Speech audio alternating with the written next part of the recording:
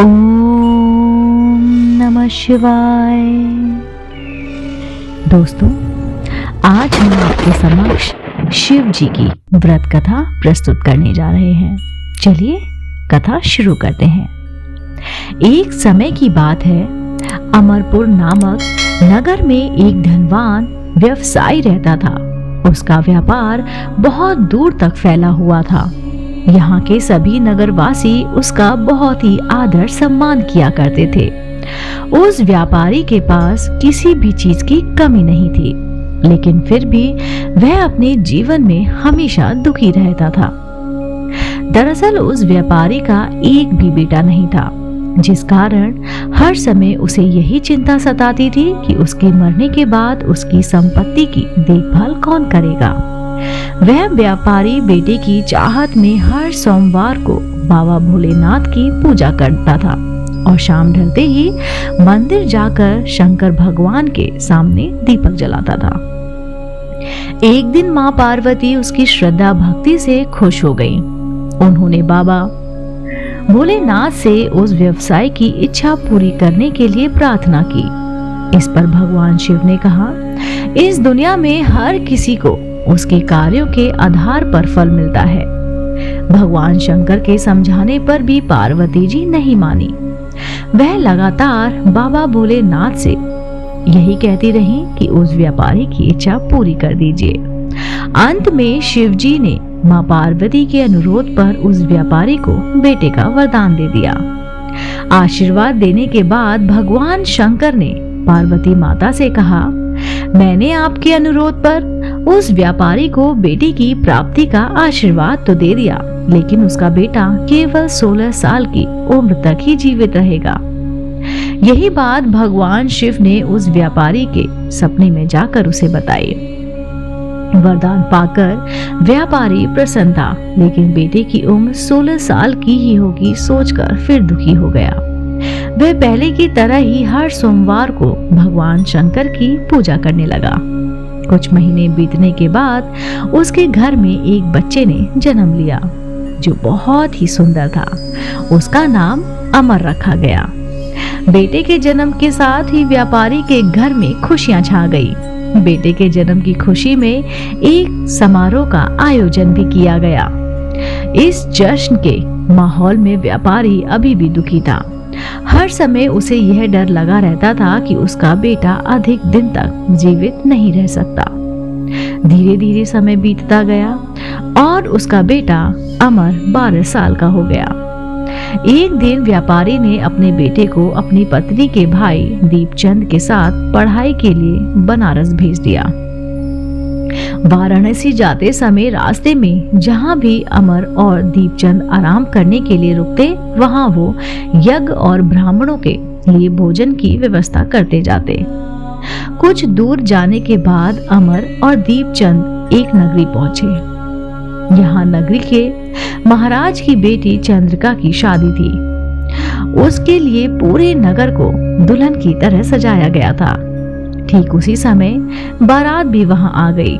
इस समय लड़के का पिता बहुत परेशान था, क्योंकि उसके बेटे की एक आंख खराब थी। उन्हें डर था कि अगर लड़की वालों को यह बात पता चल गई तो वे शादी तोड़ देंगे। तभी उनकी नजर अमर और दीपचंद पर पड़ी।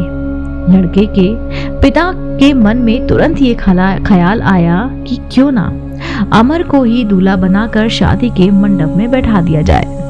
एक बार जब उसका विवाह राजकुमारी से हो जाएगा तो फिर उसके बाद उसे कुछ पैसे देकर वहां से विदा कर देंगे।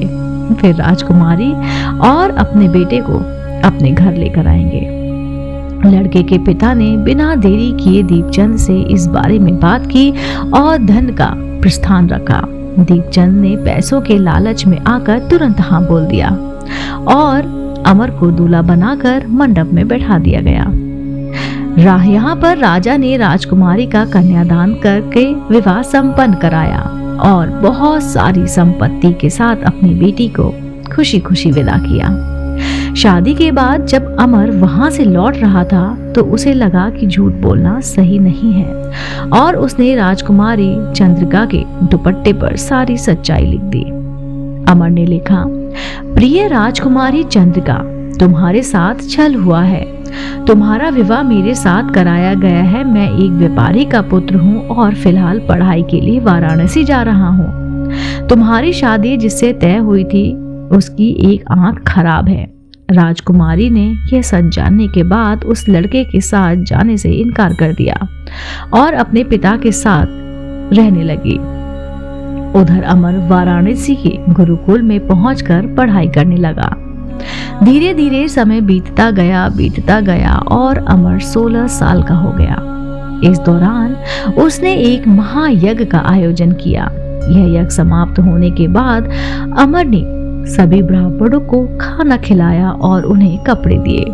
सारे काम खत्म करने के बाद अमर रात में अपने कमरे में सोने चला गया। भगवान शंकर के वरदान के मुताबिक उसी रात अमर ने अपने प्राण त्याग दिए। अगली सुबह जब दीपचंद उसके कमरे में पहुंचा तो उसने देखा कि अमर जीवित नहीं है। वह जोर जोर से रोने लगा। उसकी रोने की आवाज सुनकर आसपास के लोग भी इकट्ठा हो गए और अपना दुख जताने लगे। दीपचंद के रोने की आवाज भगवान शिव और मां पार्वती के कानों तक पहुंची। यह सुन माता पार्वती ने कहा, हे स्वामी, मैं दीपचंद के रोने की इस आवाज को बर्दाश्त नहीं कर पा रही हूँ। कृपा करके इसके दुख को दूर करें। पार्वती जी की बात सुनकर बाबा भोलेनाथ अमर के पास पहुंचे। यहाँ उन्होंने देखा कि यह तो वही बालक है जिसे केवल 16 साल की उम्र तक ही जीवित रहने का आशीर्वाद मिला था। इसके बाद भगवान शिव सीधा माँ पार्वती के पास पहुंचे और कहा, हे गौरी, मरने वाला बालक उसी व्यापारी का पुत्र है। इसने अपनी उम्र पूरी कर ली है। यह सुन माता पार्वती ने भगवान शिव से एक बार फिर से आग्रह किया। उन्होंने कहा, स्वामी, आप कृपा करके इस बालक को दोबारा जीवित कर दें। इसे मृत देख इसके माता पिता भी अपने प्राण त्याग देंगे।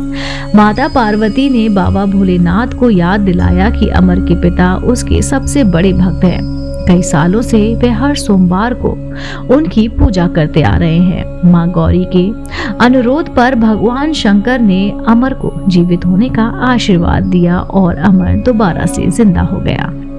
कुछ समय बाद जब अमर की पढ़ाई पूरी हो गई तो वह अपने मामा दीपचंद के साथ वापस अपने गांव चला गया। चलते चलते दोनों उसी नगरी में पहुंचे जहां राजकुमारी चंद्रिका से उनका विवाह हुआ था। यहाँ पहुंचकर अमर ने एक महायज्ञ किया।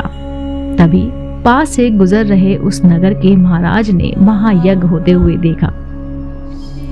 महाराज ने एक ही पल में अमर को पहचान लिया और महायज्ञ में वहां पे शामिल हुए। महायज्ञ के समाप्त होते ही वो अमर और दीपचंद को अपने साथ ले आए। कुछ दिनों तक उन्होंने अमर और दीपचंद को अपने महल में ही रखा। उसके बाद महाराज ने संपत्ति और कपड़े देकर राजकुमारी को अमर के साथ भेज दिया। महाराज ने रास्ते में उनकी रक्षा के लिए कुछ सैनिक भी भेज दिए। दीपचंद भी महल से अपने नगर पहुंचा और दूत के हाथों अमर के आने की सूचना व्यापारी तक पहुंचाई। व्यापारी को जैसे ही पता चला कि उसका बेटा 16 साल की उम्र के बाद भी जीवित है तो वे बहुत खुश हुआ। दरअसल व्यापारी और उसकी पत्नी दोनों ने खुद को एक कमरे में बंद कर लिया था। वह बिना कुछ खाए पिए अपने बेटे का इंतजार कर रहे थे। दोनों ने ये प्रण लिया था कि अगर उन्हें अपने बेटे की मौत की खबर मिली तो वह भी अपनी जान दे देंगे। दूत की बात सुनकर व्यापारी और उनकी पत्नी नगर के अन्य लोगों के साथ अपने बेटे के स्वागत के लिए नगर के गेट के पास पहुंचे। यहाँ उन्हें पता चला कि उनके बेटे की शादी एक राजकुमारी से हुई है। वह दोनों साथ में आए हैं तो उनकी खुशी का ठिकाना ना रहा। उनकी खुशी दुगनी हो गई। बेटे और अपनी बहू का स्वागत करने के उत्साह से वे काफी धूमधाम से वहां पर पहुंचे। उसी रात एक बार फिर से बाबा भोलेनाथ व्यापारी के सामने आए और कहा, मैं तुम्हारी भक्ति से खुश हूँ। हर सोमवार को तुम मेरी पूजा करते रहो, इसलिए मैंने तुम्हारे बेटे को लंबी उम्र का वरदान दिया है। भगवान शिव की ये बातें सुनने के बाद व्यापारी बहुत खुश हुआ। बेटे का जीवन वापस मिलने के बाद भी व्यापारी हर सोमवार को भगवान शिव की आराधना करता था, जिससे शिव पार्वती दोनों की ही कृपा व्यापारी के घर में हमेशा हमेशा के लिए बनी रही। कहानी से क्या सीख मिलती है? अगर सच्चे मन से किसी चीज को पाने की चाह हो तो वे जरूर मिलती है, बस उसके लिए निरंतर प्रयास करते रहना चाहिए। दोस्तों, अगर आप भी शिव भक्त हैं तो मेरे साथ एक बार कहिए, ओम नमः शिवाय, बम बम बोले। दोस्तों, अगर आप ऐसे ही धार्मिक पौराणिक कहानी कथाएं सुनना पसंद करते हैं तो आप मेरे चैनल आध्यात्मिक कहानियों को तुरंत से सब्सक्राइब कर लीजिए, क्योंकि ऐसी कहानी हम अपने चैनल द्वारा आप तक साझा करते रहते हैं। आप देख रहे थे आपका अपना पसंदीदा YouTube चैनल आध्यात्मिक कहानियां।